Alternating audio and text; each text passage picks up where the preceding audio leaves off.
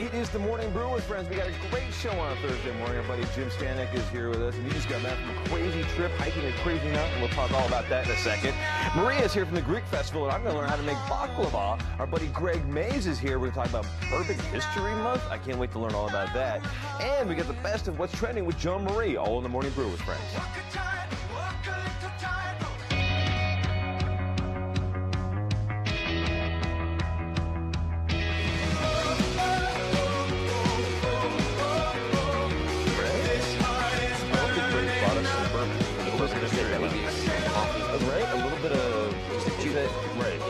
We'll find out. Greg is one of the most cocktail awesome guys ever.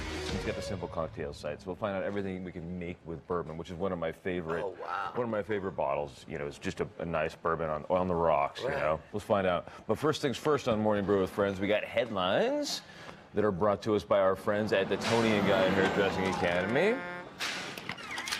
And I still don't know what to think of this. You know, you want to trust people in life, right? Of course. And when they tell you something is, you know, ironclad fact, you want to believe them, right? Absolutely. Unless they're Volkswagen. Have you read about this? No, I have not. This is craziness. So Volkswagen, for years and years, has been selling what they've been calling clean diesels. And they've been saying, hey, you know, these are the best diesels, and they get 60 miles per gallon, awesome cars, and people like me who are total motorheads were like, woohoo! Like everything wins. Everybody wins. It's cleaner, it's faster, all of this stuff, right? Problem is, they're not nearly as clean as they said they were, and VW got caught in a lie on this one. So apparently, when they tested the cars in the European cycle, and they would plug in this emissions control box, and then test the cars and say, look, it's clean, totally clean. And then they would unplug the emissions box and sell the cars to the public. So all the cars we've been getting are not actually clean diesel. They're dirty cars. They're dirty cars. So they've been just pulling the wool over everybody's eyes, and now they got caught. And they got caught, and like European regulators don't really know what to do because Volkswagen is such a huge company. We should put Volkswagen in timeout is what we should do. That's what we need to do. They got caught lying, just smack the wrist and put them in timeout. Put them in timeout, and then put, what, their 200,000 workers out of a job for 2 months? That's a shame, man. Right? I can't believe this happened. Right. So it's kind of a nuts situation. Nobody knows what to do with it, and it looks like the Volkswagen chairman. It was a picture that we just had up there. He's probably just going to be out. He's just like done. Like that's your. And the question is he going to get a buyout? You know? Right. I think that's a new thing that's going around. Right. This guy, like he's out of a job. Just like now, they're trying to kick him out. Poor guy. But there's some good news for New Mexico, though. This is great. There's a new company called Ready Roast Nuts that's going to be opening up a peanut plant in Portales. I think this is very cool. It's a lot of fun. If any place needs jobs, it's southern New Mexico.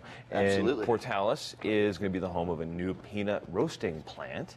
And it's amazing. You don't think about New Mexico as kind of a nut-centric place. Correct, but down south, there's lots of, I want to say almonds, but that's not right. It's pecans. Pecans, that's correct.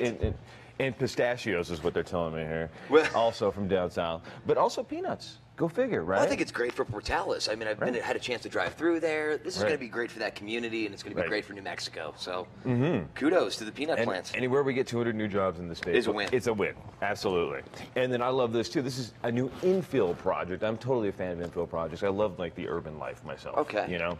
And across the street from Presbyterian Hospital, for years and years and years, has been that, let's just say, underutilized properties. That's a very nice way of saying it. Properties with a lot of potential. Potential. Yes, and that potential is finally going to be knocked down, torn down.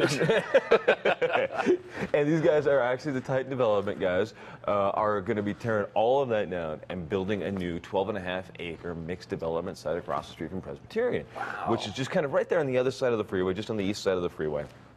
And it should be really awesome. It's going to be live, work, and restaurant space there. Which is great. Right. And it'd be right across the street from the hospital. Like, how great would that be? Like, for all the hospital workers, people that are there with best commute patients. Ever, right? Oh, gosh, yeah. Just hanging out, and you can get some chow, and you can do your thing, and walk live. across the street, go to work. That'd be like the best. Like, perfect. I know. So we'll see how that happens. 6 months. Let's keep our fingers crossed. Right. 6 months on that to see to break ground and to get everything actually done.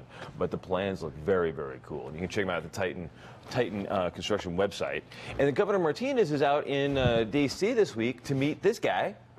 Wait, we don't. There's this photo. Yes, Governor Martinez is trying to meet the Pope this week. Everyone is out there trying to meet the Pope, and my Facebook feed is broken.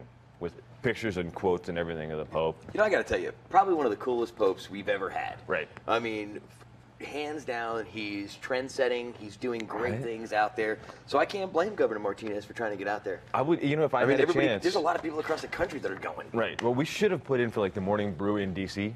That would have been really great. And like done like an onset. Right next to the Pope Mobile Fiat. Right? That'd be great. We're going to be hanging out. That would have been awesome. We need to make that happen. All right, now. next time the Pope comes in 10 years, we'll do it again. We'll do it again. We'll make sure the morning brew is there.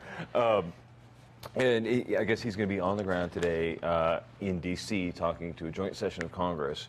And it's the first time Pope has addressed a joint session of Congress in more than 50 years. See what I tell you? He's setting trends. Right. I think it's very cool. Trying to make a difference. Right. And if he can bring those guys together, then he's truly a holy guy. Then he needs to write a book. We'll make a movie about it. We can have a TV show spinoff. Right. We'll it's do a win-win. Right. And I would love to see, like, you know, the reality show with the Pope. It'd be like, you're sainted. That'd be fun.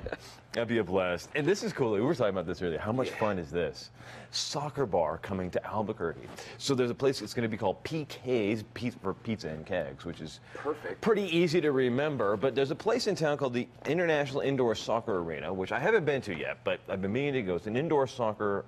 Well, it is an indoor soccer arena. And it's pretty cool from what I hear. A lot of people go there and play indoor soccer and join leagues. There's co-ed leagues and competitive leagues and everything. But one of the cool things about it is that they have this extra space, and they've been trying to put a little pizza restaurant in there, and they applied for a liquor license, and now we're going to be able to have beer, pizza, and soccer and giant big screen TVs all at once, which sounds like so much fun because there's nothing better than watching some awesome sports with a bunch of guys and eating pizza and drinking beer, right? And talking smack.